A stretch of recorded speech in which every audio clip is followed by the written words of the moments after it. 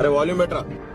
మన హిందూ సంప్రదాయంలో ఏ వ్రతం ఏ నోము చేసినా పురుషునికి ఎడం వైపున స్త్రీని కూర్చోబెడతారమ్మా. అది ఎంత గొప్ప సంప్రదాయమో తెలుసా. మన ఇష్టం వచ్చినట్టు కూర్చోకూడదు. కుడివైపు కూర్చుంటే తల్లి అవుతుంది, ఎడం వైపు కూర్చుంటేనే భార్య.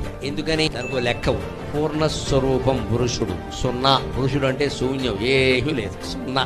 ఓ సున్నా వేయండి కాగితం. సున్నాకి కుడివైపున మీరు అంకె వేయండి. 01, 012 రూపాయలని రాయండి. చెక్కు రాయండి. 012, 012 అనాలి. 012 అంటే ఒప్పుకోరు. 0 తర్వాత 1 2 అనవలసింది. 012 అంటే కుదరదు. ఇక్కడ 0 తర్వాత 1 2 వేసి 12 రూపాయలు ఇమ్మనండి. బ్యాంకు వాళ్ళు ఇవ్వరు. 0 వేసే ముందండి. అంటే 0కి కుడివైపున అంకెలు ఎన్ని వేసినా వృద్ధి చెందవు, శూన్యం. అదే 0కి ఎడం వైపున 1 వేయండి, 10 రూపాయలు అయ్యింది. 2 వేయండి, 210 అయ్యింది. 3 వేయండి, 3210. ఇలా మీరు ఎడం వైపున అంకెలు వేసుకుంటూ పోయిన కొద్దీ వృద్ధి చెందు. అంటే స్త్రీ అంటే వృద్ధి. ఆవిడ ఎడం వైపున ఉంటేనే సంసారం. అదే ఇంకో పక్క పోతే భయంగా అనిపించిందా? అట్లే ఏమి లేని 0 పక్కన ఒకటి చేరితే బలం ఎందుకు రాదురా? 10 ఎందుకు కాదురా?